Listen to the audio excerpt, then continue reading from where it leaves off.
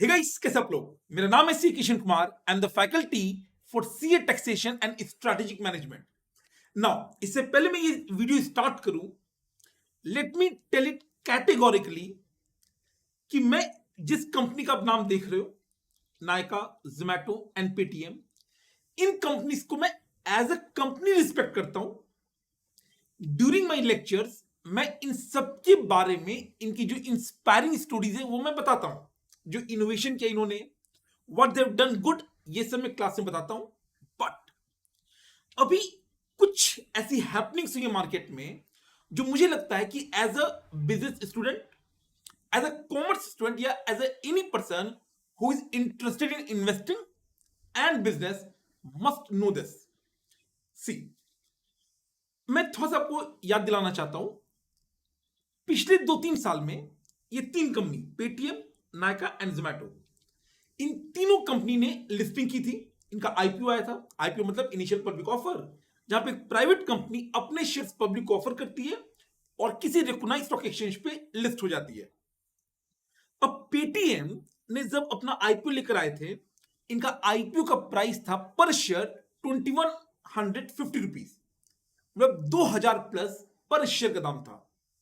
Paytm ने यह भी क्लेम किया था कि जो प्राइस है, जो वैल्यूएशन है, ये इन्होंने कम किया है। कि पेटीएम ने बोला था कि हमारा वैल्यूएशन तो एक्चुअल में इससे भी ज्यादा है, हम आपको सस्ते में शेयर दे रहे हैं। Let me tell you, by that time Paytm loss making company था, अभी भी लॉस मेकिंग ही है। इन्होंने अपना वैल्यूएशन कराया था 1.5 लाख करोड़ पे और शेयर का दाम था 2150। एज इट टर्न्स आउट, आज इस कंपनी का जो शेयर है 75% अपना वैल्यू खत्म कर चुका है। 550 के राउंड में शेयर चल रहा है, मतलब अगर आपने 1 लाख इन्वेस्ट किया था, अभी उसका वैल्यू केवल 25,000 है। अब पॉइंट इज कि सर ये इतना कम कैसे हो गया। अच्छा, सेम कहानी जोमैटो के साथ और नायका के साथ भी हुआ।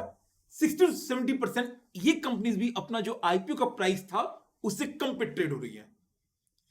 अब ये मैं आपको क्यों बता रहा हूं, क्योंकि थोड़ा सा अगर आप एनालाइज करेंगे इन कंपनीज को या किसी भी टेक स्टार्टअप को, जो टेक्नोलॉजी ओरिएंटेड कंपनीज हैं, उन सब में आपको एक कॉमन बातें दिखेंगी।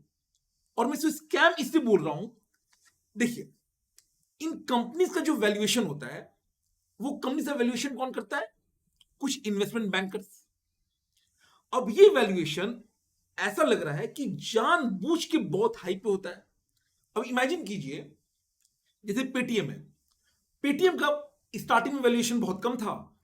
मैंने एज अ एंजल इन्वेस्टर, मतलब एज अ वेंचर कैपिटलिस्ट, जब कंपनी स्टार्ट होती है तो मैंने सपोज 10% शेयर खरीद लिया कम अमाउंट पे। अब कंपनी का वैल्यूएशन बढ़ता जा रहा है, तो मेरा जो अमाउंट है, जो मे बी मैंने 10 करोड़ में खरीदा था, अब इसका वैल्यू बढ़ता जा रहा है। अब 2-3 साल हो गए हैं, कंपनी को सब कुछ जान गया है। अब ये कंपनी बोलती है आओ आईपीओ करते हैं। अब जब ये आईपीओ लाते हैं, आईपीओ को बहुत महंगे दाम पे बेचते हैं। किसको? हमें और आपको, रिटेल इन्वेस्टर्स को। तो ये जो इन्वेस्टर्स है ओरिजिनल, जो बड़े बड़े कंपनीज है जैसे सिक्वा कैपिटल, ये सब जो कंपनीज हैं, इन्होंने एक तरह से अपना शेयर जो उन्होंने बहुत सस्ते में खरीदा था, वो आईपीओ के थ्रू रिटेल इन्वेस्टर्स जैसे मेरे और आपकी तरह लोगों को महंगे में बेचते हैं। मजे की बात यह है कि अभी पेटीएम कह रहा है कि वो अराउंड 800 पे इसको बायबैक करने को रेडी है। इमेजिन दिस, एक कंपनी आपको शेयर बेची 2150 में, अभी उसका 75% उड़ गया, अभी केवल 500 के अराउंड में वैल्यू बचा। अब वो कंपनी कह रही है कि नहीं नहीं, हम 800 में बायबैक कर लेंगे। इफेक्टिवली मैंने आपको ये पेन बेचा 2100 रुपए में, और मैं आपसे 800 में बायबैक कर रहा हूं, और मैं ये बता रहा हूं कि देखो मैं कितनी अच्छी कंपनी हूं। अब ये इसलिए अभी मैटर आ गया सामने क्योंकि अभी एक कंपनी और है जो आईपीओ लाने की कोशिश कर रही है, दैट इज मामाअर्थ। आपने नाम सुना होगा, अलग गजल का, शार्क टैंक पे she is one of the shark. ये कंपनी कॉस्मेटिक्स में डील करती है। ये अभी इन्होंने एक ड्राफ्ट रेड हेरिंग प्रोस्पेक्टस, आपने लॉ में पढ़ा होगा, उन्होंने फाइल किया है। लेट मी टेल यू, इस कंपनी की जो प्रॉफिटेबिलिटी है केवल 22 करोड़ से, और ये वैल्यूएशन मांग रहे हैं 24,000 करोड़ की। जस्ट इमेजिन दिस, एक कंपनी जिसका प्रॉफिट केवल 22 करोड़ है, वो वैल्यूएशन कितना मांग रही है? 24,000 करोड़। अगर मैं आपको थोड़ा सा पर्सपेक्टिव दूं, इंडियन मार्केट में ये बोला जाता है कि अदानी, जो अदानी ग्रीन से अदानी की जो कोई भी कंपनीज है, वो ना बहुत हाईली वैल्यूड है। मतलब उनका जो वैल्यूएशन है वो जरूरत से बहुत ज्यादा है। अब कितना ज्यादा है, इसके लिए हम यूज करते हैं पी रेशियो। पी मतलब जो मार्केट प्राइस चल रहा है और जो अर्निंग पर शेयर है उसका रेशियो। इवन अदानी का भी जो पी रेशियो है वो 580s में, 580s में, जो कि बहुत ज्यादा है। मामा अर्थ का 1090 है। यानी अगर आप ऐसे देख लो, इनको इतने साल लग जाएंगे अपना बस मार्केट वैल्यू रिकवर करने में। इन कॉन्ट्रास्ट हिंदुस्तान लीवर, जो कि कॉस्मेटिक्स में सबसे बड़ा नाम है, उसका पी रेशियो ओनली 66 है। यानी अगेन ये ultra over hyped, over valued company है। आप लिख के रख लीजिए कि जब इसका आईपीओ आएगा, क्रैश करेगा, जो लोग खरीदेंगे सब लॉस में जाएंगे। सर आप कॉन्फिडेंट कैसे हो, इसका भी सुन लीजिए।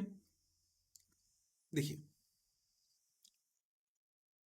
अभी क्या हो रहा है, प्रॉफिट्स में 22 करोड़ की मामर्थ की, वैल्यूएशन है 24,000 करोड़, ये मांग रहे हैं। पी रेशियो आपको दिख रहा है बहुत ही ज्यादा है, एक्सट्रीम ज्यादा है। अब ये मार्केट से ना 2100 करोड़ रेज करने की कोशिश कर रहे हैं। सो ये कुछ ऐसा होगा कि 12% शेयर अप्रोक्सीमेटली ये ऑफर करेंगे। पॉइंट ये है कि सर ये 2900 करोड़ कैसे होगा। देखिए इसमें ये 400 करोड़ न्यू शेयर इशू करेंगे, वेरी गुड। बाकी 2500 करोड़ पता है क्या है? 2500 करोड़ जो इनके पुराने इन्वेस्टर्स हैं, जिन्होंने कंपनी में शुरू में इन्वेस्ट किया था, जब मे बी कंपनी का वैल्यूएशन 100 करोड़ था।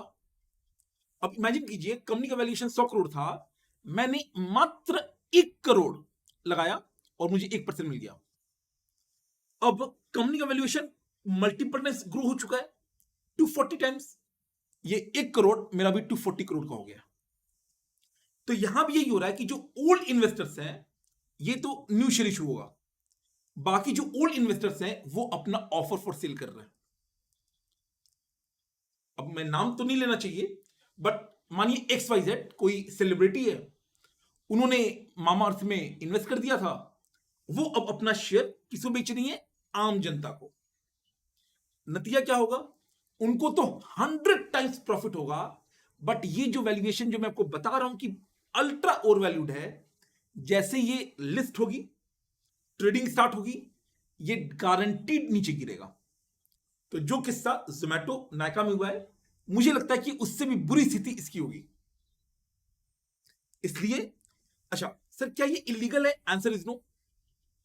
लॉ के अकॉर्डिंग ये बिल्कुल सही है, बट मोरली गलत है। और एक तरह से इसमें जो नॉर्मल इन्वेस्टर्स है, मेरी और आपकी तरह, जिनको ये सब पता नहीं है, जिनको वैल्यूएशन का गेम नहीं पता है, उनके साथ गलत हो जाता है। क्योंकि हमें एक एक्साइटमेंट होती है एज अ नया इन्वेस्टर कि आईपीओ आ रहा है, खरीद लेते हैं, दाम बढ़ेगा। मोस्ट ऑफ द केस में ये दाम गिरता है। और मैं आपको बता दूं, अगले कुछ साल में और भी कई सारे स्टार्टअप्स अपना आईपीओ लाने की कोशिश करेंगे। अगर वो टेक ओरिएंटेड स्टार्टअप्स है, आई विल सजेस्ट उनसे दूर रहिएगा, एटलीस्ट आईपीओ से दूर रहिएगा। कई सारे इसमें एजुकेशनल कंपनीज भी हैं, इसमें फिनटेक कंपनीज भी होंगी, ओला टाइप की कंपनी भी हो सकती है। इन सब का वैल्यूएशन बहुत ज्यादा होगा। क्योंकि वैल्यूएशन ज्यादा कैसे हो रहा है, आप समझिए इस गेम को। वैल्यूएशन करता है एक इन्वेस्टमेंट बैंकर, जैसे मॉर्गन स्टैनली, गोल्डमैन सैक्स, ये सब बड़ी बड़ी कंपनीज हैं। ये लोग जानबूझ के इसको पंप अप करते हैं।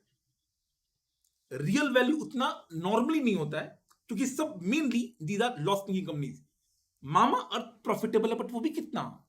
22 करोड़ का कोई वैल्यू नहीं है, 22 करोड़ का कोई वैल्यू नहीं है। तो ये नॉर्मली लॉस मेकिंग कंपनी है जो अपना वैल्यूएशन कमांड करती है रेवेन्यूज पे। अब इसमें भी बहुत ऊपर नीचे होता है। आपने सुना होगा बायजूस के कुछ एथिकल कंसर्न भी थे, उनके रेवेन्यू रिपोर्टिंग में कुछ दिक्कतें थी। सो क्रक्स ये है कि आप इस गेम को समझिए कि वैल्यूएशन के चक्कर में नहीं पड़ना है। और जब आईपीओ आएगा तो उससे एटलीस्ट इन सब कंपनी जो टेक स्टार्टअप्स हैं, ये जो मामा और जैसी कंपनीज हैं, जो अपनी वैल्यूएशन को प्रॉफिट के साथ बिल्कुल ही लिंकेज नहीं रख रही हैं, बेटर है उनसे दूर रहिए, क्योंकि आपके साथ ना इफेक्टिवली ये किया जा रहा है, पुराना इन्वेस्टर अपने शेयर को ऑफलोड कर रहा है आपके नाम पे और एग्जिट ले रहा है। तो अगेन मेरे पास 1% था 1 करोड़ का, मैंने आपको बेचा 240 करोड़ में, पैसा लिया, घर गया। होप आपको समझ में आया होगा। मैं फिर बोल दूं, क्या ये इलीगल है? Answer is no. बट क्या इसमें गलत हो रहा है? Answer is yes. किसके साथ? हमारे और आपके साथ। सतर्क रहिए और पढ़ते रहिए। कैसा लगा आपको वीडियो प्लीज बताइए, और अगर इंफॉर्मेशन अच्छा लगा तो अपने दोस्तों के साथ शेयर कीजिए और सब्सक्राइब कर लीजिए, ताकि मैं ऐसे भी कंटेंट और आगे लाता रहूं। All the best, take care, bye bye.